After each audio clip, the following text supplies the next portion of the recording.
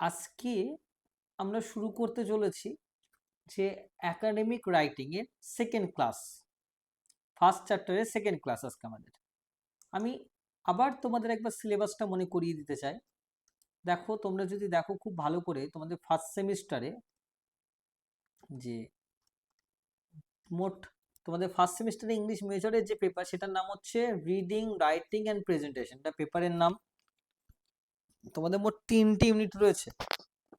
Unit 1 হচ্ছে literary terms, unit 2 তে academic writing, unit 3 তে প্রেজেন্টেশন স্কিলস।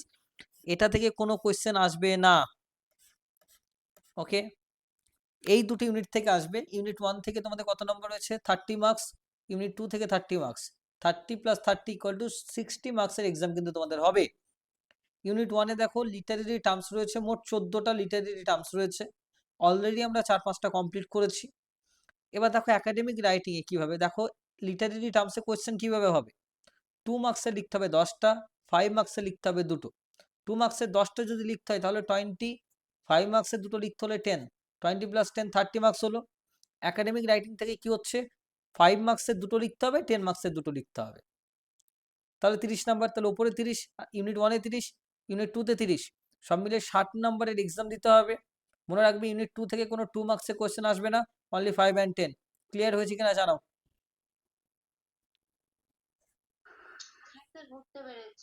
ওকে, দেখো তোমাদের ফার্স্ট সেমিস্টারে মোট পেপার কটা পড়তে হবে, মোট পেপার পড়তে হবে, আমি বারবার বলেছি এটা।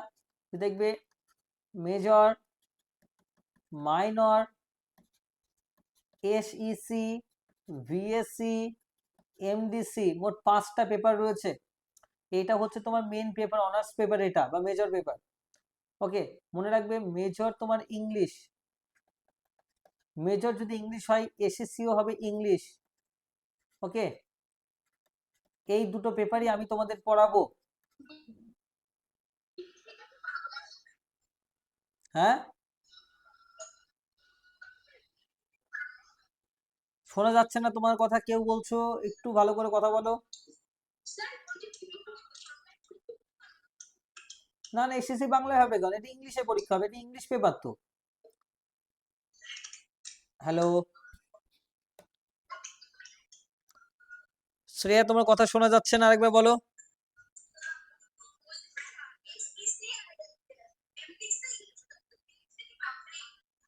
বলছি ওগুলো বলছি, একটু দেখো আগে, শুনে নাও ভালো করে বলছি।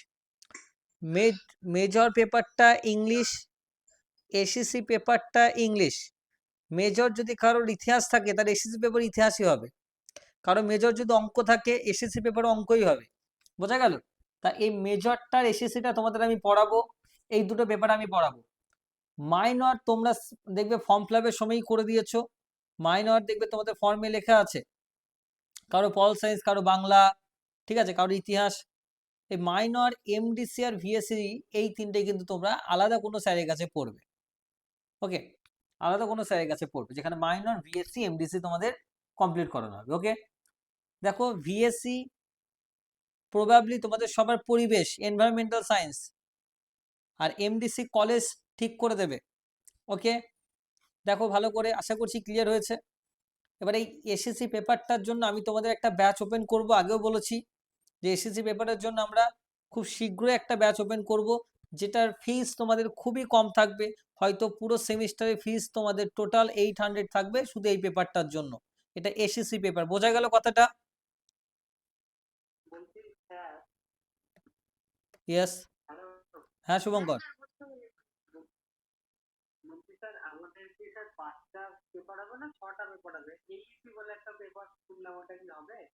এইসি তোমাদের নয়, এইসি সেকেন্ড সেমিস্টারে গিয়ে হবে, ফার্স্ট সেমিস্টারে এইসি নেই।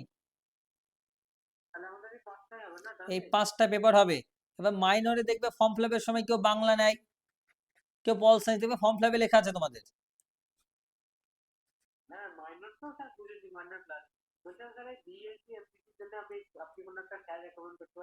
না সরি, আমি কোনো স্যার রেকমেন্ড করতে পারবো না, কারণ আমি একজন স্যারকে রেকমেন্ড করতে পারবো, কিন্তু উনি অনলাইনে পড়ান না, অফলাইনে পড়ান। ঠিক আছে, এবার তাও তোমরা একটু কন্ট্যাক্ট করে দেখতে পারো, আমি তোমাদের ক্লাসের পরে নাম্বার দিয়ে দিচ্ছি। দেখবে স্যার অনলাইনে পড়ায় কিনা, আমি সঠিক জানিও না। ঠিক আছে, আমি তোমাদের কন্ট্যাক্ট নাম্বার দিয়ে দেবো। ঠিক আছে, আমি একদম স্যারের নাম্বার দিয়ে দেবো, তোমরা কন্ট্যাক্ট করে নিও। যাই হোক, বুঝতে পারলে মেজর আর এসিসি পেপার আমি পড়াবো তোমাদের, মেজর আর এসিসি। ক্লিয়ার?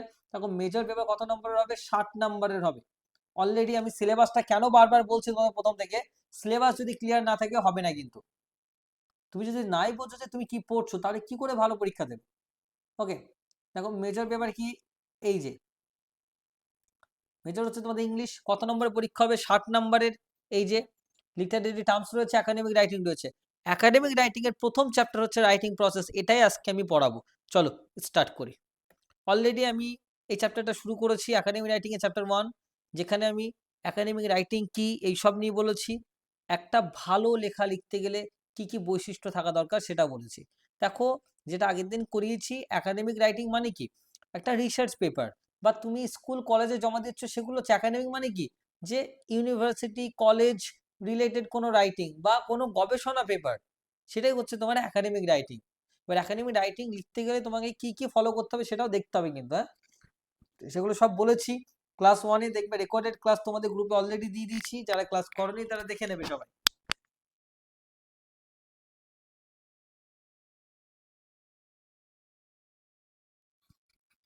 দেখো, এবার আজকে আমাদের যেটা শুরু হচ্ছে প্রসেস অফ রাইটিং। দেখো, ধরো আমাদের একাডেমিক রাইটিং মানে কি? ধরো আমি একটা রিসার্চ পেপার লিখবো। কি লিখবো? একটা রিসার্চ পেপার, ভালো করে বুঝে নাও। এবার রিসার্চ পেপার লিখতে গেলে তার তো কিছু প্রসেস রয়েছে, এবার তুমি কি হঠাৎ করে একদম খাতা পেন নিয়ে লেখা শুরু করে দিলে তাহলে কি তোমার রিসার্চ পেপার লেখা হয়ে যাবে? ক্লাস চলাকালীন সবাই আনসার করবে কিন্তু, না হলে ক্লাসটা কখনোই প্রোডাক্টিভ ক্লাস হবে না। তাহলে কি কোনোদিনই হবে না। একটা লেখার একটা নিয়ম রয়েছে, একটা রিসার্চ পেপার লিখতে গেলে বা একাডেমিক রাইটিং লিখতে গেলে তার একটা নিয়ম রয়েছে। নিয়মটা কি? দেখো, প্রথমত বলছে writing is a valuable skill that involves planning. তোমাকে আগে প্ল্যান করতে হবে কি কি লিখবো আমি, রিসার্চ করতে হবে, সেটাকে অ্যাপ্রোপ্রিয়েট ভাবে প্রেজেন্ট করতে হবে তোমাকে। ওকে, তাহলে মনে রাখবে রাইটিং প্রসেস হচ্ছে, the writing process can be divided into 3 stages. একটা রাইটিং বা একটা পুরো লেখার জন্য, ধর একটা রিসার্চ পেপার লিখছো, মোট কটি স্টেজ আছে একটা রিসার্চ পেপারের? বা একটা একাডেমিক রাইটিং এর মোট কটি স্টেজ রয়েছে? 3টে। কি কি? কি কি? Pre writing, writing, rewriting. এবার খুব ভালো করে বোঝো, তুমি একটা রিসার্চ পেপার লিখবে মানে গবেষণা পেপার। গবেষণা পেপার মানে কি? তুমি নতুন কিছু আবিষ্কার করবে সেখানে। একাডেমিক রাইটিং লিখছো মানে একাডেমিক রাইটিং মানে তো সেটা রিসার্চ পেপার হচ্ছে, বা কলেজে কোনো কিছু লিখছো সেটাও রিসার্চ মানে তোমার একাডেমিক রাইটিং হবে। এবার দেখো, ভালো করে বোঝো, এই যে একটা রাইটিং লিখতে গেলে তোমাকে 3টি স্টেজ থাকা দরকার। কি কি? 1 নম্বর হচ্ছে প্রি রাইটিং। প্রি রাইটিং মানে কি? তুমি লেখার আগের স্টেজ। মানে কি? তুমি লেখার আগে সেই বিষয় সম্পর্কে চিন্তা করা, সেটার তথ্য সংগ্রহ করা, সেই লেখাটা নিয়ে পরিকল্পনা করা, এটাকে বলা হবে প্রি রাইটিং। তার মানে কি? প্রি রাইটিং এ কি থাকছে? আমার খাতা পেন নিয়ে বসো, এগুলো সব লিখছো তো নাকি তোমরা? ক্লাস হয়ে যাওয়ার পরে প্রত্যেকে, ক্লাস হয়ে যাওয়ার পরে, ক্লাস হওয়ার পরে প্রত্যেকে তোমরা খাতার পেজটা ছবি পাঠাবে, যেটা ক্লাস নোট নিলে গ্রুপে, বা আমাকে, প্রত্যেকে গ্রুপে কিন্তু ছবি পাঠাবে, বা আমাকে পার্সোনালি ছবি পাঠাবে যে আজকে ক্লাস নোট তোমরা কি নিলে। যদি তোমরা এটা না করো, ওকে, নেক্সট দিন থেকে কিন্তু ক্লাসে আর প্রবেশ করতে দেওয়া হবে না। মনে রাখবে, ক্লাসে জয়েন হওয়া মানে তোমাদের পুরোপুরি শিখতে হবে কিন্তু। ওকে, যদি কেউ শিখতে না চাও তাদের ফিজ রিটার্ন করে দিয়ে তাদের গ্রুপ থেকে রিমুভ করে দেওয়া হবে। তাই পুরো ক্লাস চলাকালীন ক্লাস নোট নাও, ক্লাসটা শেষ হওয়ার সঙ্গে সঙ্গে আমাকে ছবি পাঠাবে যে তোমরা কি লিখলে। কারণ এটা ডিসিপ্লিন না থাকলে আমরা প্রপারলি শিখতে পারবো না। তোমাদের জন্যই এতটা পরিশ্রম, যাতে আমরা একটু আলাদাভাবে শিখতে পারি সাবজেক্টটাকে। প্রি রাইটিং বলতে কি বোঝায়? দেখো, প্রি রাইটিং মানে কি? লেখার আগের স্টেপ। তার মানে কি? এখানে আমরা একটা টপিককে কি করছি? সিলেক্ট করতে হবে তো, তার মানে সিলেক্টিং দ্য টপিক। তারপরে কি? সেই টপিকটা নিয়ে আন্ডারস্ট্যান্ডিং, আমাদের বুঝতে হবে আগে, তাই তো? তাহলে খাতায় কি লিখবে যখন নোট নেবে? প্রসেস অফ রাইটিং বলে লিখবে, যে 3টি স্টেপ রয়েছে, প্রি রাইটিং, রাইটিং, রিরাইটিং। এই যে এরকম ভাবে ধরো প্রসেস অফ রাইটিং, এবার 3টি স্টেপ আছে। কি কি? 1 নম্বর হচ্ছে প্রি রাইটিং, 2 নম্বর রাইটিং, 3 নম্বর রিরাইটিং। প্রি রাইটিং এর আন্ডারে কি? এরকম ভাবে ছক করে তোমরা লিখতে পারো। সিলেক্ট করলাম, টপিকটাকে বুঝলাম, সেটা নিয়ে ইনফরমেশন কালেক্ট করতে হবে না আমাকে, কালেক্টিং ইনফরমেশন, ওকে, এগুলো করলাম। আচ্ছা, রাইটিং মানে কি এবার বলো তো? রাইটিং মানে হচ্ছে তুমি যে এবার একটা প্ল্যানিং করলে, ধরো তোমার তুমি একটা বিষয় নিয়ে রিসার্চ করবে, ভালো করে বোঝো, ওকে, যে সেই ব্যাপারটা নিয়ে তুমি রিসার্চ করবে, তোমার টপিকটা হচ্ছে ধরো position of women in Indian society, ভারতীয় সমাজে মহিলাদের অবস্থা, এই নিয়ে তুমি এখন পড়াশোনা মানে রিসার্চ করবে। তো তোমাকে এই নিয়ে তো প্রচুর পড়াশোনা করতে হবে। তো পড়াশোনা করছো, তথ্য জোগাড় করছো, সেটা প্রি রাইটিং। এবার তুমি লিখতে বসবে না?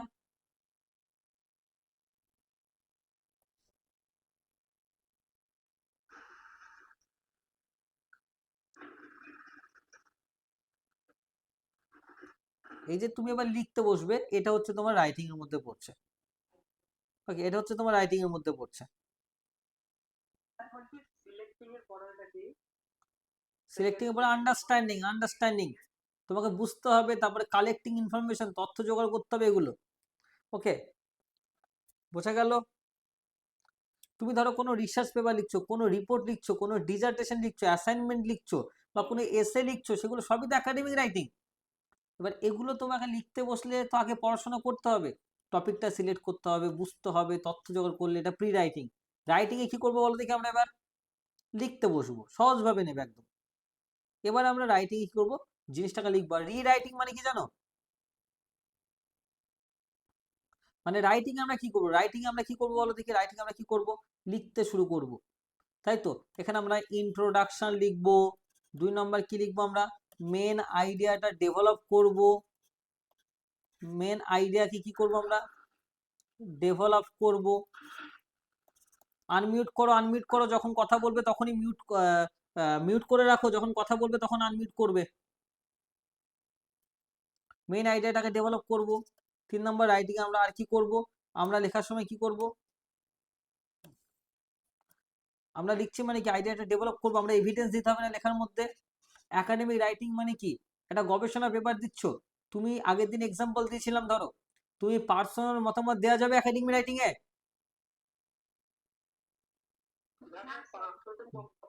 দেওয়া যাবে না, অবজেক্টিভ হতে হবে, প্রুফ লাগবে, এভিডেন্স লাগবে।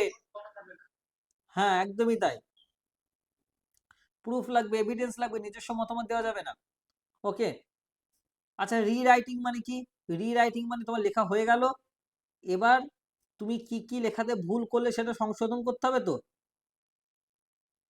তার মানে কি, এখানে তুমি চেকিং করবে, তাই তো? চেকিং করবে তো তুমি এখানে, CHECKING, চেকিং। 2 নম্বর কি করবে তুমি এখানে, রিমুভিং আননেসেসারি আইডিয়াস, আননেসেসারি আইডিগুলোকে তুমি রিমুভ করে দেবে, তাই তো? এইটাই হচ্ছে আমাদের 3টি stage. So what are the 3 stages of the process of writing? Answer it.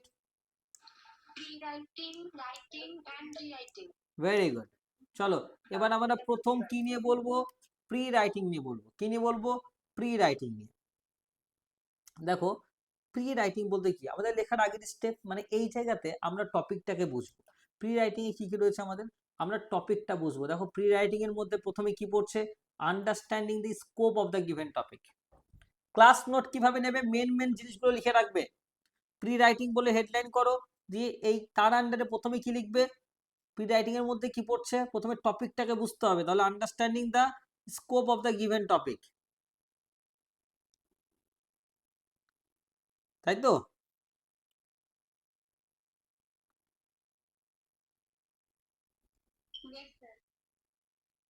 এভাবে ক্লাস নোট নেবে, তাহলে শিখতে পারবে।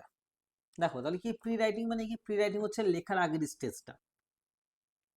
প্রি রাইটিং মানে কি তাহলে আমাদের লেখার আগের স্টেজটা, তাই তো? তাহলে pre writing means doing all necessary work before we start writing. আমাদের লেখার আগে আমরা যে সমস্ত কিছু কাজ শুরু করব, ওকে, লেখার আগের স্টেজ কিন্তু এটা, সেটাকে বলে প্রি রাইটিং। এটাকে আমরা আরেকটা জিনিস বলি, ইনভেনশন স্টেজ। কি বলি, ইনভেনশন স্টেজ বলি, ঠিক আছে, কারণ এখানে আমরা ইনফরমেশনগুলোকে, তথ্যগুলোকে জোগাড় করছি। ওকে, দেখো pre writing is the work that is done before the writing begins. লেখার আগের স্টেজটাকে বলা হয় প্রি রাইটিং, বোঝা গেল। This stage is also called the invention stage. বলো কে কি বলছো?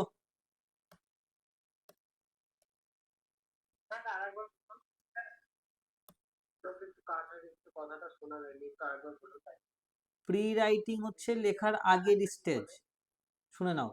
প্রি রাইটিং হচ্ছে আমি লেখা শুরু করব তার আগের স্টেজ, মানে আমি এখন টপিকটাকে চয়েস করব, বই পড়বো, তথ্য জোগাড় করব, এই জন্য এই স্টেজটা একেবারে ইনভেনশন স্টেজে বলে।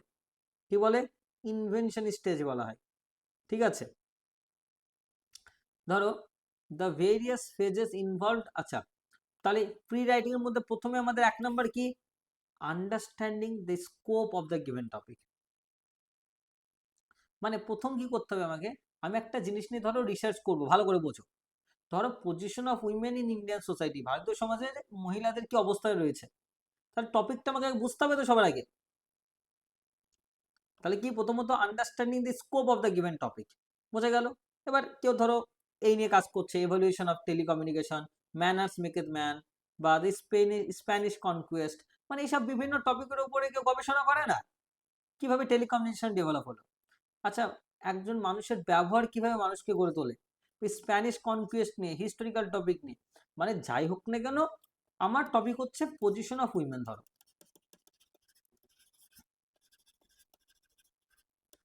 ইন ইন্ডিয়ান সোসাইটি, আমি যদি বলি ইন্ডিয়াতে পলিটিক্স ইন ইন্ডিয়া, বা যদি দেখি casteism and politics in India, এটা আমার টপিক হতে পারে তো। তাহলে প্রথমে টপিকটাকে বুঝতে হবে সবার আগে, প্রি রাইটিং এটা, ক্লিয়ার? তাই তো, প্রথমে কি করতে হবে, যে তোমাকে তাহলে কি প্রি রাইটিং আমার কি কি থাকছে, প্রথম টপিক কি, understanding the scope of the given topic, বোঝা গেল কি বলো? তার মানে কি, এখানে আমার কি হচ্ছে, এখানে আমাকে বুঝতে হবে at first we need to understand what the topic is asking, we need to understand how much of the topic I will cover, I need to know about the readers, I need to know the language, which language should I use, ওকে। আমাকে বুঝতে হবে আগে থেকে যে কতটা শব্দের মধ্যে রিসার্চটা লিখবো, তার মানে এই পুরো জিনিসটা আমি ডিল করবো কোথায়, এই টপিক বুঝতে গিয়ে, ক্লিয়ার হলো? চলো 2 নম্বর কি, planning and outline, planning and outline. তাহলে 2 নম্বর পয়েন্ট লেখো, প্ল্যানিং অ্যান্ড আউটলাইন।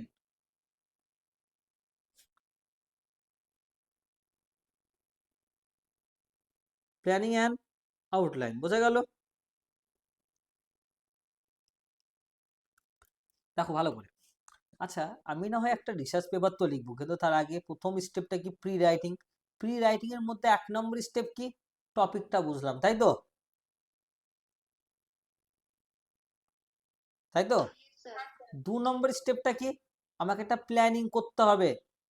প্ল্যানিং মানে কি, পরিকল্পনা। এই একটা বাড়ি তৈরি করার আগে আমাকে একটা প্ল্যানিং তৈরি করতে হয় না? ঠিক তেমন ভাবে একটা রিসার্চ পেপার তো আমি লিখবো, ঠিক আছে, এই পেজগুলোতে, কিন্তু তার আগে বিভিন্ন প্রসেস রয়েছে।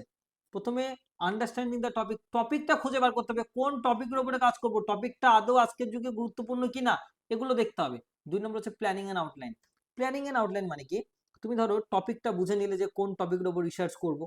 ধরো আমার টপিক হচ্ছে position of of women in Indian society, ভারতীয় সমাজে মহিলাদের অবস্থা। এবার দ্বিতীয় কাজ কি হবে আমার, planning and outline. Planning and outline বলতে কি, মানে কি, আমি কি কি ডিসকাস করব, মানে what points we will discuss. Outline মানে কি, আমি কি করব, প্রথমে কিভাবে, প্রথমে ডেফিনেশন দেব। ধরো প্রথমে কি করব আমি, ধরো ডেফিনেশন, ধরো এখানে তোমাদের এক্সাম্পল কি দিয়েছে, একটা টপিক দিয়েছে এভলিউশন অফ টেলিকমিউনিকেশন। টেলিকমিউনিকেশন কিভাবে ডেভেলপ হলো, ভালো করে বোঝো, টেলিকমিউনিকেশন কিভাবে ডেভেলপ হলো, এটা ধরো রিসার্চ টপিক, এটা এক্সাম্পল কিন্তু, হ্যাঁ ধরো এটা একটা রিসার্চ টপিক যে টেলিকমিউনিকেশন। টেলিকমিউনিকেশন মানে কি, মানে এই যে তথ্য মানে একে অপরের সঙ্গে যে তথ্যের আদান প্রদান করা। এবার প্রথম থেকে আস্তে আস্তে দেখো, ধরো টেলিকমিউনিকেশন আছে আমার, এটা টপিকটা বুঝে নিয়েছি। আউটলাইন কিভাবে বানাবো, প্রথমে প্ল্যানিং করে নিলাম, প্রথমে একটা ডেফিনেশন দেব, বাস, তাই তো। দেখো, এবং দেখো টেলিকমিউনিকেশন, আজকে যদি কেউ কলকাতায়, ধরো তোমরা অনেকটা দূরে বাড়ি তোমাদের, কিন্তু আমি তোমাদের অনলাইনে ক্লাস নিচ্ছি তো এখন, তার মানে আমাদের মধ্যে কমিউনিকেশন হচ্ছে তো। টেলিকমিউনিকেশন মানে কি? যখন টেকনোলজি ইউজ করে আমরা কমিউনিকেশন করছি, using technology for communication over a distance, দূরে থাকলেও কিন্তু আমরা কমিউনিকেশনটা করছি, এটাকেই বলে টেলিকমিউনিকেশন। তাহলে কি, টেকনোলজির মাধ্যমে যখন আমরা কথোপকথন করছি, এটা টেলিকমিউনিকেশন। ধরো এটা তোমার টপিক, এই বিষয়টা নিয়ে তুমি রিসার্চ করবে, প্ল্যানিং এন্ড আউটলাইনে কি করবে বলো তো? তুমি প্রথমে ডেফিনেশনটা দেবে, হ্যাঁ প্রথমে টেলিকমিউনিকেশন ডেফিনেশন দেবো, আস্তে আস্তে তারপরে কি নিয়ে ডিল করব, টাইম লাইন, প্রি হিস্টোরিক এরা মানে কি, আগেকার যুগের মানুষজন কেমন ভাবে কমিউনিকেট করতো, তখন কেমন ছিল, ফায়ার হর্নস, ড্রামস, আস্তে আস্তে ট্রানজিশন হচ্ছে, তারপরে ইনভেনশন আস্তে আস্তে, তারপরে দেখো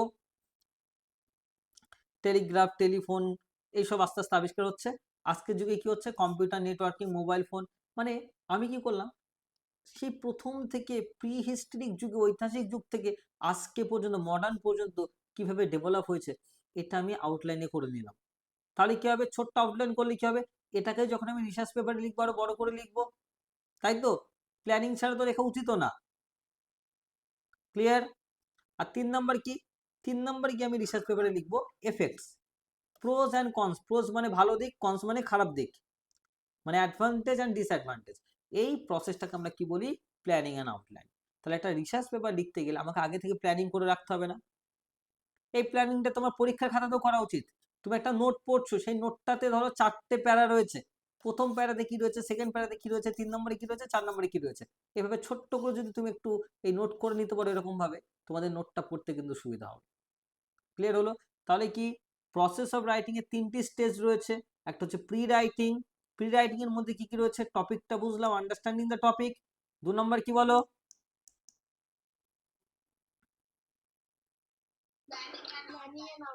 ভেরি গুড। 3 নম্বর কি, আউটলাইনটা তৈরি করে দিলাম। আমি তো ভাবলাম ঠিক আছে, আমি এইগুলো নিয়ে, এই তো কিভাবে টেলিকমিউনিকেশন কি, কিভাবে আস্তে আস্তে ডেভেলপ হলো। ওকে, মানুষ তো প্রথমেই আর সেই মোবাইল ছিল না, আস্তে আস্তে সব ডেভেলপ হলো। কিন্তু এবার আমি তো ভেবে নিলাম এইভাবে লিখবো, কিন্তু এবার আমাকে এটা নিয়ে পড়াশোনা করতে হবে না? পড়াশোনা করতে হবে তো। তাহলে আমাকে তথ্য জোগাড় করতে হবে না, বই জোগাড় করতে হবে না? অনলাইনে কোনো বই থাকলে সেটা পড়তে হবে, অফলাইনে কোনো বই থাকলে সেটা পড়তে হবে। এটাকে বলে, এই যে তথ্যটা জোগাড় করবো আমি, এটাকে বলবো কি, গ্যাদারিং দ্য কন্টেন্ট। তাহলে প্রি রাইটিং এর কটা স্টেজ দেখলে বলো দেখি তোমরা? এখনো পর্যন্ত 3টে দেখেছো। 1 নম্বর হচ্ছে আন্ডারস্ট্যান্ডিং দ্য টপিক, 2 নম্বর কি বলো, ভেরি গুড, 3 নম্বর হচ্ছে এবার গ্যাদারিং দ্য কন্টেন্ট। কন্টেন্ট আরো একটি স্টেজ রয়েছে। ওকে, দেখো, গ্যাদারিং দ্য কন্টেন্ট মানে কি, তুমি তো আউটলাইন তৈরি করে দিলে, এবার আমাকে তথ্যগুলো, gathering the content means collection, collect মানে collect the information, we need to collect the information and ideas. আমরা তো প্রত্যেকটা পয়েন্ট তৈরি করেছি, কিন্তু এই পয়েন্টগুলোর জন্য আমাকে এবার বই পড়তে হবে তো, পড়াশোনা করতে হবে তো।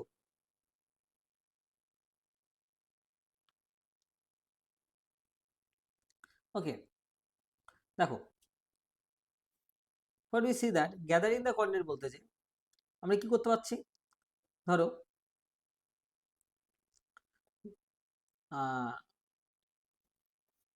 there are several techniques that writers use to collect information, to collect information।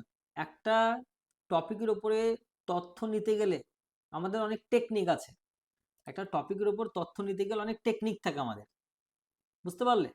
একটা টপিকের উপরে তুমি যে পড়াশোনা করছো, আচ্ছা তুমি যে এখন খাতায় লিখছো, এগুলো তুমি কি লাইন বাই লাইন লিখছো? না, একদমই নয়। এরকম ভাবে নিশ্চয়ই তুমি ছক করে লিখছো, বা এরকম ভাবে লিখছো, বা এরকম ভাবে লিখছো। দেখো তুমি প্রতিটা লাইন বাই লাইন কেউ লেখেন ওরকম ভাবে, তথ্য যখন জোগাড় করছো তুমি। তাহলে কি, তথ্য জোগাড় করার 2টো নিয়ম রয়েছে। তথ্য জোগাড় করার কটা নিয়ম রয়েছে, টেকনিক রয়েছে কটা? হ্যাঁ, দেখো, প্রথম টপিকটা ধরো, প্রথমটা কি, ধরো তুমি একটা বই পড়ছো, যে পজিশন, আমার রিসার্চ টপিকটা কি, position of women in Indian society, তাই তো? এবার ধরো এই নিয়ে আমি প্রচুর পড়াশোনা করছি, আমি কি করলাম, প্রচুর বই কিনে নিলাম, কামালা দাসের বই কিনলাম, রবি ঠাকুরের বই কিনলাম, আমি শেক্সপিয়ারের বই কিনে নিলাম, তারপরে তারপরে আমি শশী দেশপান্ডের বই কিনে নিলাম ইন্ডিয়ান লিটারেচারের মধ্যে।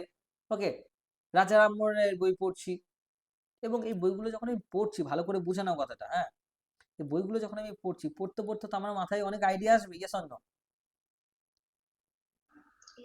আমার মাথায় ধর আমার মাথায় কি আইডিয়া আসলো, আমার প্রথমে আইডিয়া আসলো যে উইমেনদের নিয়ে, তারপরে আসছে যে হাউ দে আর মানে ডিপ্রেসড, কিভাবে তারা ডিপ্রেসড হয়েছে, টর্চার্ড হয়েছে কিভাবে। ওকে, তারপরে কি আস্তে আস্তে উইমেনরা কিভাবে ডেভেলপ হলো। ওকে, মানে পড়তে পড়তে যা পাচ্ছে আমি লিখছি ছোট ছোট পয়েন্টের মাধ্যমে, বোঝা গেল? তার মানে এবার এটা কি আমার লজিক্যাল অর্ডারে হচ্ছে? একদমই নয়। আমি যখন পরের রিসার্চ মানে রিসার্চটা লিখবো, হয়তো এই পয়েন্ট আগেও যেতে পারে, এই পয়েন্টটা পরেও আসতে পারে, তাই তো নাকি? যখন সাজাবো আমি নোটে, মাথায় যেভাবে আসছে আমি সেভাবে যখন পয়েন্ট করে করে নিচ্ছি, এটাকে বলা হয় ব্রেন স্টর্মিং। কি বলে? Brain storming. Brain storming means writing down all the ideas that come to mind about a particular topic. দেখো, brainstorming refers to jotting down any ideas, যে তথ্য পাচ্ছ সেটাই লিখছো, জটিং ডাউন মানে লেখা, that come to mind related to the topic, ওই topic নিয়ে তোমার মাথায় যা আসছে তুমি পরপর প্রত্যেকটা পয়েন্ট লিখতে লিখতে যাচ্ছ। These ideas or concepts do not necessarily have to follow a logical sequence, একটা লজিক্যাল সিকোয়েন্সে যে হবে তা কিন্তু নয়। ধরো কথার কথা, একটা টপিক দিয়েছে ম্যানার্স মেকেথ ম্যান, মানে কি এটা জানো?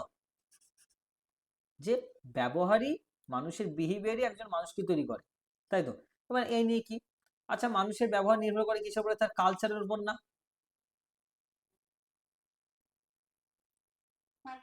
সে সে কতটা রেসপেক্ট করছে, আচ্ছা তার ভালো লাগার দিক কোনটা, খারাপ লাগার দিক কোনটা, সে সমাজের কোন পজিশনে রয়েছে।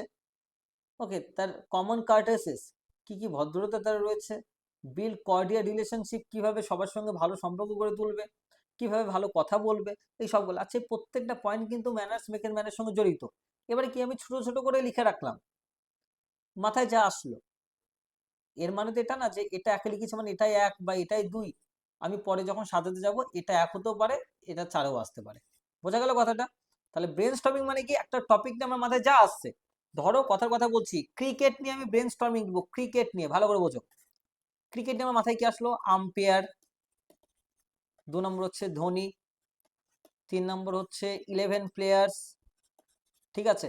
4 নম্বর আমার মাথায় কি আসলো এখন, একটা গ্রাউন্ড দরকার।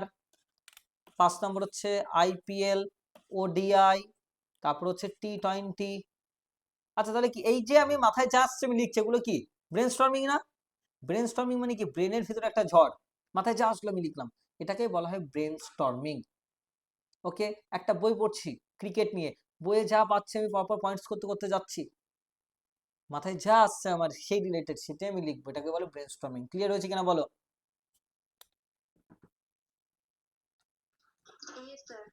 তাহলে তথ্য যখন আমি কালেক্ট করব, প্রি রাইটিং এ যখন তথ্য কালেক্ট করব, তথ্য কালেক্ট করার দুটো টেকনিক, একটা হচ্ছে ব্রেন স্টর্মিং, আর 2 নম্বর কি জানো?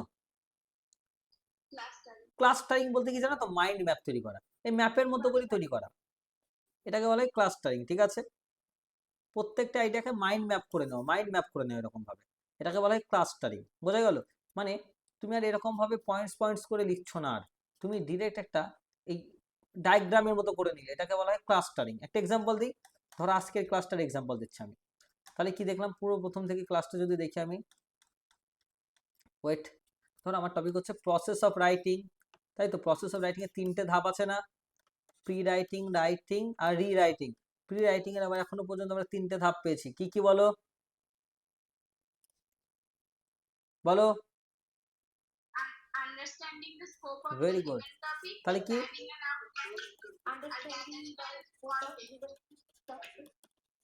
টপিক, 2 নম্বর আউটলাইন, 3 নম্বর হচ্ছে গ্যাদারিং দ্য কন্টেন্ট। এই যে ছকের মধ্যে আমি করে দিলাম, এটাকে ক্লাস্টারিং বলবো না?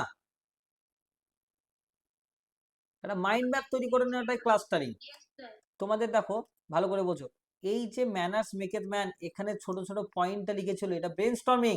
কিন্তু এখানে দেখো এরকম ভাবে দাগ দিয়ে দিয়ে ডায়াগ্রাম আকারে লিখছে প্রত্যেকটা পয়েন্টকে, দেখো এটা মাইন্ড ম্যাপের মতো করে, এটাকে বলে ক্লাস্টারিং। ক্লিয়ার? দেখো clustering means this method of generating ideas involves the drawing of a mind map. একটা মাইন্ড ম্যাপ তৈরি করে নেওয়া হয়, thoughts and ideas can be put down in the form of a diagram. Diagram আকারে লিখলে thoughts গুলোকে, to identify the main points that could be included in the essay. Main points গুলোকে বোঝার জন্য। ক্লিয়ার হয়েছে?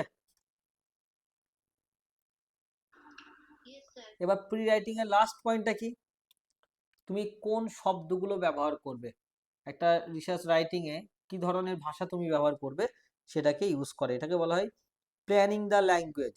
কি বলে? Planning the language and appropriate vocabulary. মানে তুমি অ্যাপ্রোপ্রিয়েট ভোকাবুলারি তোমাকে দেখতে হবে আগে। তাহলে কি এখানে তুমি ভাবছো আমি আমার রিসার্চ পেপারটাকে বা এসেটাকে আমি কিভাবে লিখবো, বা আর্টিকেলটাকে আমি কিভাবে লিখবো, এই যে তুমি ভাবছো কোন শব্দগুলো আমি ইউজ করব, তাহলে কি তোমাকে শব্দ আর ভোকাবুলারি ইউজ করতে হবে। 4টি স্টেপ রয়েছে। কটা? 4টে। ওকে, তাহলে কি দেখতে পাচ্ছি আমরা যে in the next phase the type of language is chosen for the essay. Okay, একটা আমার কোন ধরনের ভাষা আমি ইউজ করব। ওকে, এবং এখানে কি ধরনের গ্রামাটিক্যাল স্ট্রাকচার, কিভাবে ভোকাবুলারি ব্যবহার করব, এই প্রত্যেকটা জিনিস কিন্তু এখানে বলছে।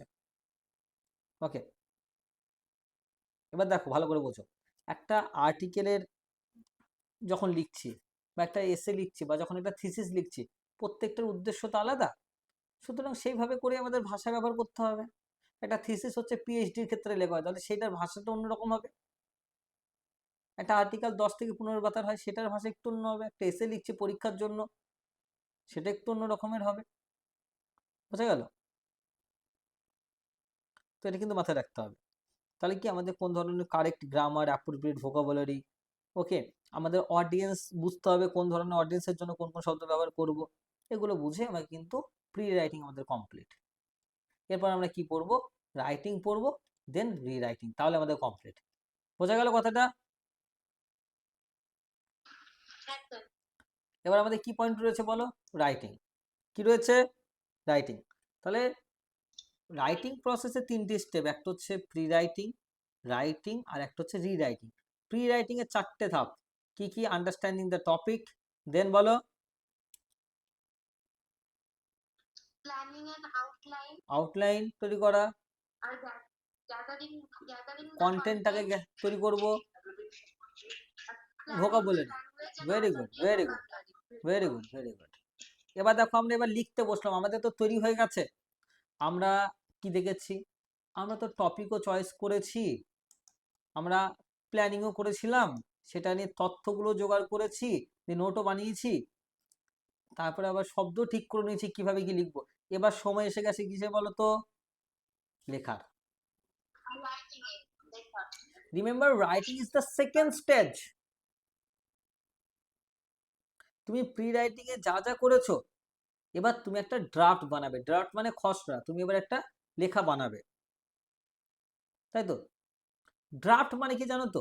তুমি প্রথমে কি একদম রিসার্চ পেপার লেখা শুরু করে দেবে তা নয়। ড্রাফট মানে কি বলতো? First version of the essay or article. প্রথমে একটা লিখে রাখছো, কারণ কিছু ভুল হতে পারে, পরে আবার ঠিক করবে। একটা ড্রাফট তৈরি করা, খসড়া তৈরি করা মানে কি ফার্স্ট ভার্সন। যখন আমাদের সংবিধান তৈরি হয়েছিল, প্রথমে একটা ড্রাফট তৈরি করা হয়েছিল না? ড্রাফট মানে কি, যে একটা ওভারঅল তৈরি করা হচ্ছে, কিছু ভুল থাকলে আবার সংশোধন করা হবে, ঠিক আছে? তাহলে রাইটিং আমরা কি করছি, এবার লিখতে শুরু করলাম বা ড্রাফটিং করা শুরু করলাম। বোঝা গেল কথাটা? বোঝা গেল? লেখা শুরু করছি, এবার এই লেখাটাই গিয়ে যে আমি স্যারকে জমা দিয়ে দেবো তা কিন্তু নয়। কেন? আমাকে একটু চেক করে দেখতে হবে, ওর জন্য আমি বলছি ড্রাফটিং। ওকে, দেখো কি করব লেখার সময়, আমি ভালো করে বুঝে নাও। আমাদের কি করতে হবে? হোয়াট ইউ সি দ্যাট, যে মনে রাখবে, while writing the first draft, আমরা যখন প্রথম ড্রাফটটা লিখবো, আমাদের কি ইউজ করতে হবে? সেই আউটলাইনটা, ব্রেনস্টর্মিং, ক্লাস্টারিং, যা যা তথ্য ইনফরমেশন নিয়েছে সেগুলোকে। তার মানে ফার্স্ট ড্রাফট যে পারফেক্ট হবে তা কিন্তু না। এর উদ্দেশ্য হচ্ছে প্রত্যেকটা পয়েন্টসকে একটা প্রপার সেন্টেন্স বা প্যারাগ্রাফে তৈরি করা। ভালো করে বোঝো। In this phase of the writing process, the draft is written with the ideas that have been gathered from the previous pre-writing stage.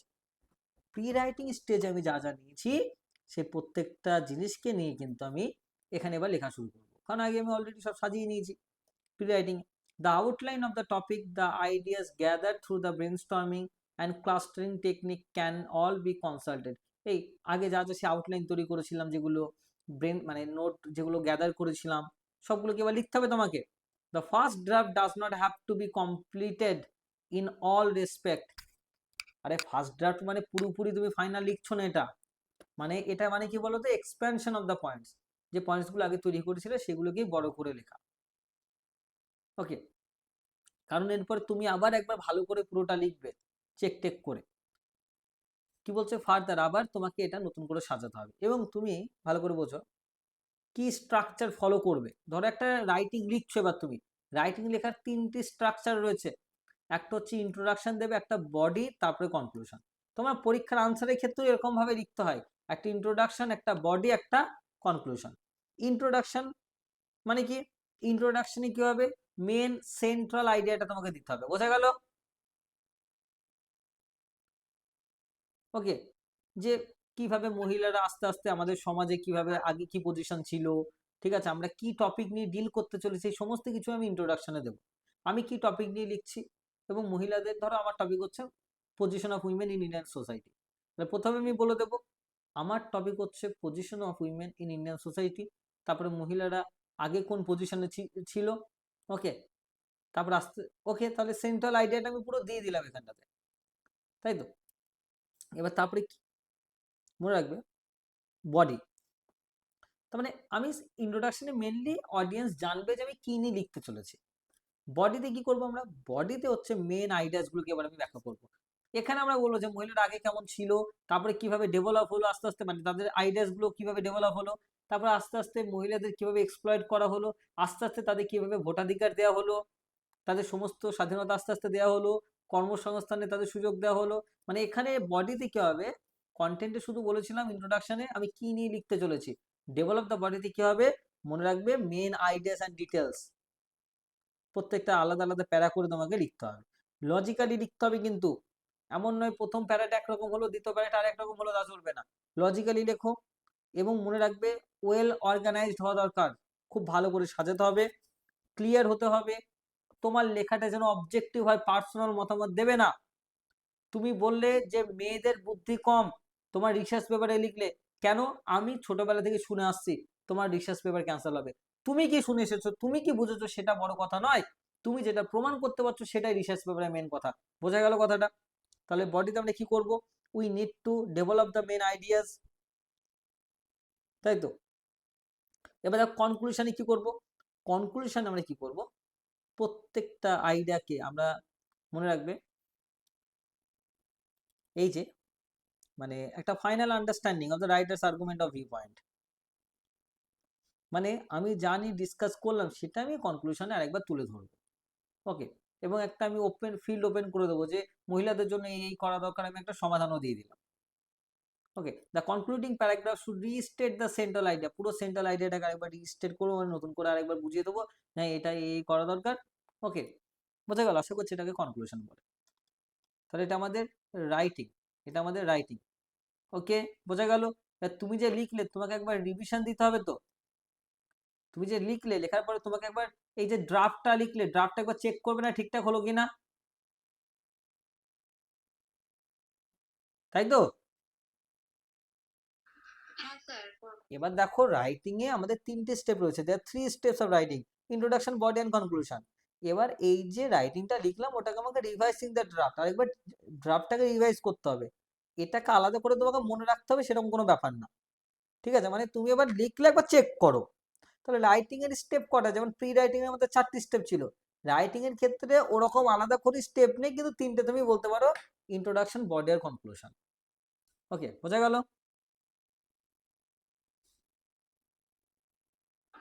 Yes sir. এবার দেখো, এবার আমি রিভাইসিং দ্য ড্রাফট, আমি তো প্রথম ড্রাফটটা লিখলাম, এবার আমাকে চেক করে দেখতে হবে না। প্রথম কি চেক করব, সবার আগে কি চেক করব, সবার আগে যেটা চেক করবো সেটা হচ্ছে কন্টেন্ট। কন্টেন্ট বলতে কি বোঝাচ্ছে, আমি আইডিয়াগুলোকে প্রপারলি ডেভেলপ করেছি তো, ঠিকঠাক লিখেছি তো, বুঝতে পারলে তো? শুধু রিপিটেশন হয়ে যায়নি তো, এই যে রিডান্ডেন্সি যেটা বলছে, রিডান্ডেন্সি মানে কি? Unnecessary repetition, NECESSERY, unnecessary repetition হয়ে যায়নি তো? বেশি যদি রিপিটেশন হয়ে যায় তাহলে কিন্তু আমার মার্কস কাটা যাবে। বারবার রিপিট হয়ে যায়নি তো, মানে কন্টেন্ট আমি দেখবো এখানে। ড্রাফটে চেক করার সময় আমি কি দেখবো? ইউনিটি মানে কি? ইউনিটি মানে হচ্ছে আমি যে আইডিয়াগুলো বলেছি সেগুলো আমার মেন টপিকের সঙ্গে যুক্ত তো। একটা মজার গল্প রয়েছে, পরীক্ষা এসছে নদীর রচনা, তুমি বললে হ্যাঁ আমাদের বাড়ির পাশে একটা নদী ছিল, সেই নদীর পাশে একটা গরু ঘাস খেত, গরুর 4টে পা রয়েছে, একটা লেজ রয়েছে, দিয়ে গরুর রচনা লিখে দিলে। পরীক্ষা এসছে কিসের? নদীর রচনা। মানে তুমি যে টপিকগুলো যে কথাগুলো বলেছো সেগুলো তোমার মেন আইডিয়ার সঙ্গে জড়িত তো, এটাকে বলে unity. It means that every idea and detail should be related to the main topic. প্রত্যেকটা আইডিয়া তোমার মেন টপিকের সঙ্গে যেন জড়িত থাকে, তোমার সেন্ট্রাল আইডিয়াকে যেন, মানে তুমি যে সমস্ত তথ্য দেবে সেই প্রত্যেকটা তথ্য কিন্তু তোমার মেন আইডিয়াকে সাপোর্ট করবে। আমার কি দেখতে হবে? কোহারেন্স দেখতে হবে। কোহারেন্স মানে কি? একটা লজিক্যাল অর্ডারে সাজিয়েছি তো, একটা প্যারাগ্রাফ থেকে আরেকটা প্যারাগ্রাফ যখন চেঞ্জ করছি, ওপরে প্যারাগ্রাফের সঙ্গে পরের প্যারাগ্রাফের মিল রয়েছে তো, একটা লজিক্যালি চেঞ্জ করছি তো আমি পরপর জিনিসটাকে। ল্যাঙ্গুয়েজ, ভাষাটা দেখতে হবে, ঠিকঠাক ভাষা ব্যবহার করছি কিনা, অ্যাপ্রোপ্রিয়েট ল্যাঙ্গুয়েজ ইউজ করছি কিনা। লাস্ট হচ্ছে স্টাইল। স্টাইলটা কি?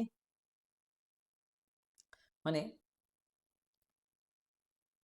আমি যে মানে ধরো তুমি একটা আর্টিকেল লিখছো, একটা এসে লিখছো বা থিসিস পেপার লিখছো, প্রত্যেকটা স্টাইল আলাদা হবে।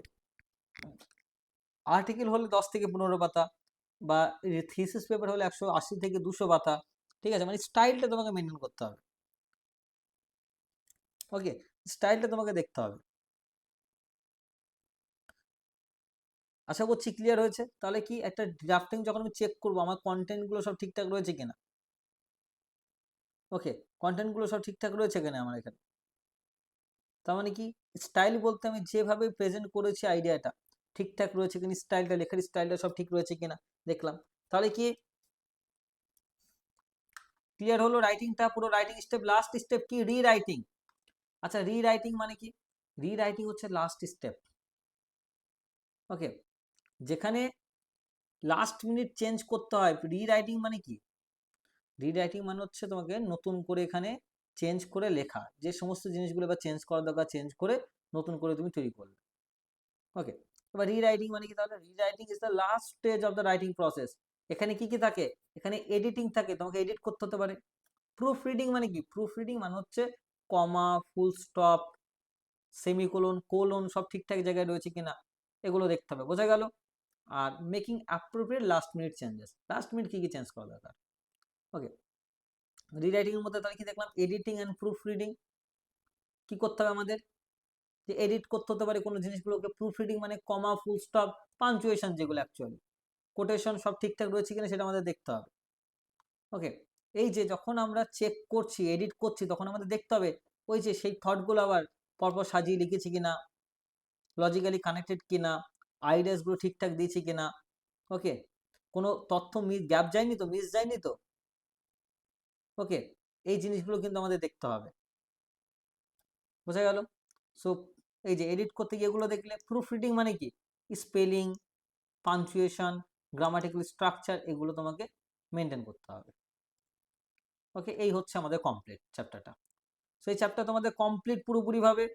দেখো, প্রুফ রিডিং বলতে বললাম, বারবার করে মনে রাখবে, spelling, punctuation, grammatical errors, sentence structure ভুল কিনা এগুলো দেখতে হবে, মানে মেকানিক্যাল যে সমস্ত ইরার আছে এগুলো। তার 3টে স্টেপ রয়েছে: prewriting, writing, rewriting. Prewriting এ 4টে স্টেপ রয়েছে, রাইটিং এ 3টে স্টেপ রয়েছে দেখলাম, আর রিরাইটিং এ মেনলি এডিটিং হয় আর প্রুফ রিডিং হয়। এই হচ্ছে তোমাদের পুরো চ্যাপ্টার। আশা করছি এই চ্যাপ্টার নিয়ে you don't have any other problems. Clear তো নাকি পুরোটা? এবার তোমাদের এর উপর আমি কোয়েশ্চেন আনসার তোমাদের গ্রুপে পাঠিয়ে দিচ্ছি ক্লাসের পরেই। Okay sir. শিখতে পারছো তো ঠিকঠাক করে? হ্যাঁ স্যার। ওকে, হ্যাঁ স্যার, পুরোটা ক্লিয়ার হয়ে গেল। ওকে ওকে ওকে আজকেই আজকেই তোমরা হ্যাঁ বলো বলো বলো বলো শুভঙ্কর বলো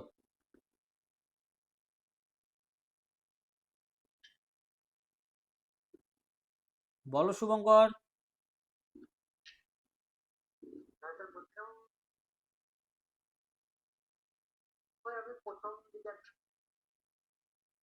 তোমার কথা ঠিকঠাক আসছে না, কথা ঠিকঠাক আসছে না।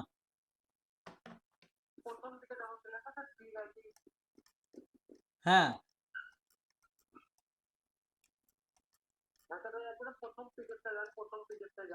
হ্যাঁ এসছি।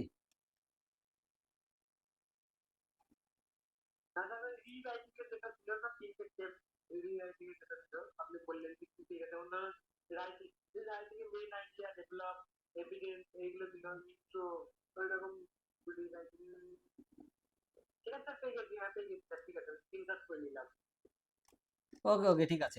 দেখো আশা করছি পুরো জিনিসটা ক্লিয়ার হয়েছে তোমাদের। এখনই আমি কোয়েশ্চেন আনসার পাঠিয়ে দিচ্ছি গ্রুপে, তোমরা পুরো নোটসটাকে রেডি রাখবে, পুরো নোটস টোটালটা রেডি করবে, পুরো চ্যাপ্টারটা একবার পড়ে নেবে আরেকবার, দিয়ে তারপরে নোটস পড়বে। ওকে 5 মার্কস 10 মার্কসের আনসার তোমাদের এক্ষুনি গ্রুপে পাঠিয়ে দেওয়া হচ্ছে ক্লাসের পরেই, এবং পরের ক্লাসে এসে কোয়েশ্চেন আনসারটা দরকার হলে একবার বুঝিয়ে দেবো, তারপর সেকেন্ড চ্যাপ্টারতে যাবো। Okay thank you very much. Sir first ক্লাসের রেকর্ডিংটা তো পাঠিয়ে দেবেন। পাঠিয়ে দিয়েছি অলরেডি গ্রুপে, চেক করে নাও।